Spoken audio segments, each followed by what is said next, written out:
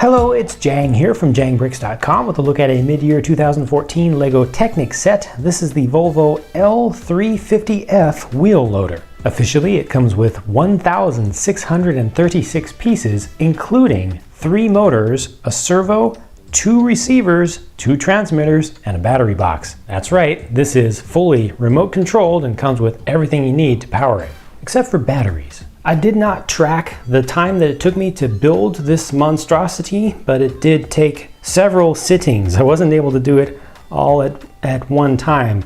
It is very complex. I mean, obviously it's very large, that goes without saying, and a lot of pieces went into it, but the way that things are constructed get pretty tricky as well. Let me just show you the scale for folks who are most used to, system stuff with minifigs. It's not minifig scale, but that just shows you the real scale of the actual model here. Let's see, I think a real person scale to this thing would probably be about almost twice as tall as a minifig there.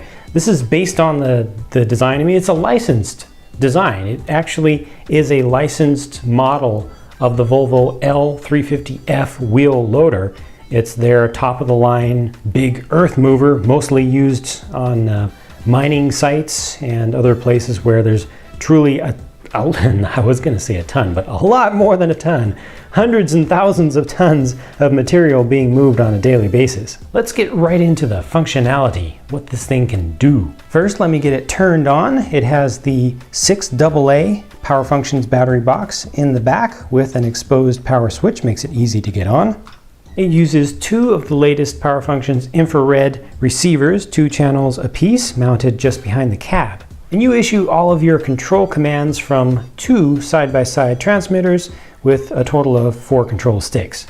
Forward and reverse movement is controlled from the far left stick, and there's just one single speed there.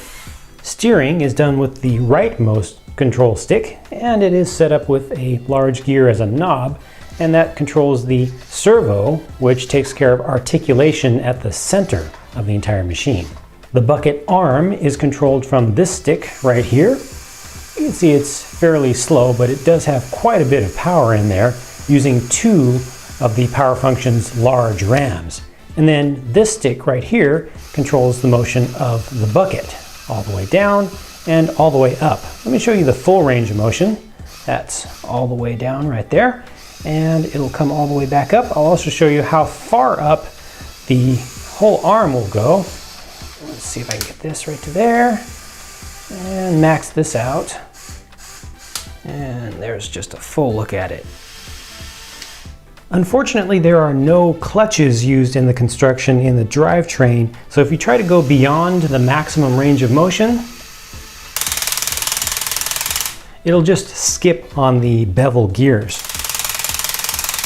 This medium motor is used to drive the bucket ram, while directly behind this motor, kind of buried in there, is a large motor which sends its power out to these gears at the edges to drive the rams for the main arm.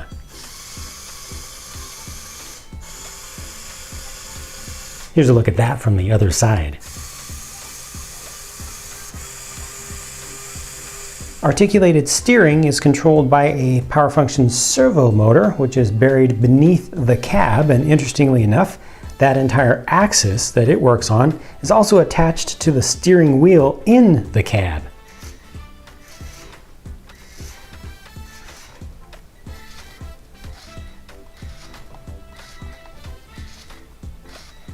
Underneath, you can see the loader has a 4-wheel drive system with horizontally mounted portal axles. You see, you've actually got part of the gear train at each wheel. I can take off a couple of these small pieces just to unveil a little bit more of what's going on under there. Large differential at each end, so that's able to allow your wheels to move at different rates, which is important when turning. The power actually comes from an XL motor, which is just up here, just nestled just beyond this lower layer here. And the power goes through a series of gears and ends up right here. This is your main drive gear.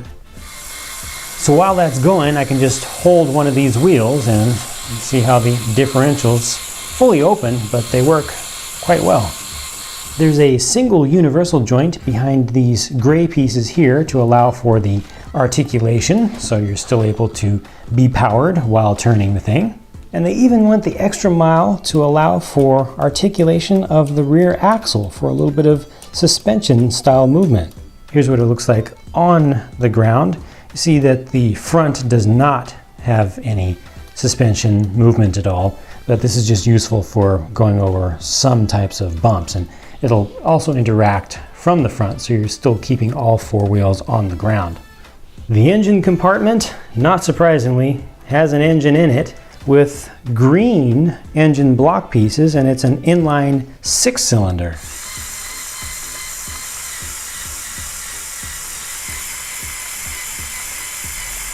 Here's a bit of an attempt to move some Lego bricks around.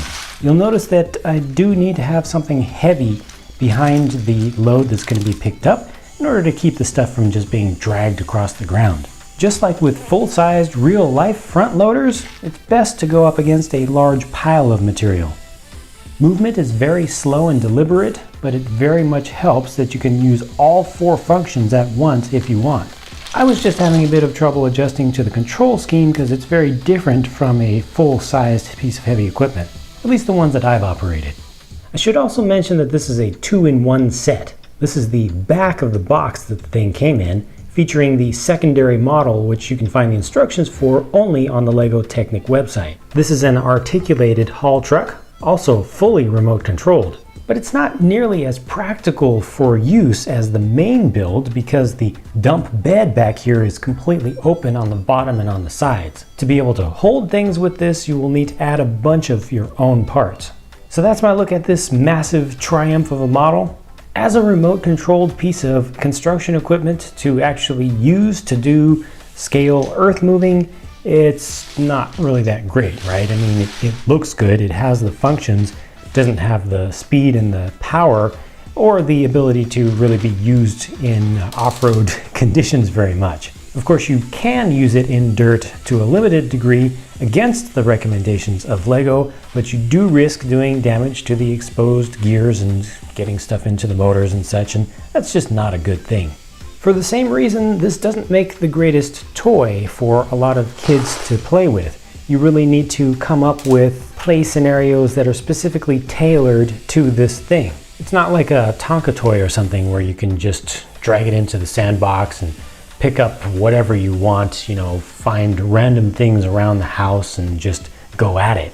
To me, this shines as exactly what it is, an advanced Lego Technic model powered by power functions. This is really for Technic fans. And in that capacity, again, it is an absolute triumph. A real treat that it's an actual licensed vehicle too. That'll pull a little extra against the heartstrings of real construction equipment fans. So you've heard my thoughts now, but please do share your thoughts about this set, about this model, about how it looks, about how it works, and about who you think it's best for. Thank you very much for taking the time to watch this video. I hope that you enjoyed it, and I hope that you'll stick around for more of my reviews to come, as well as custom builds. Talk to you again soon.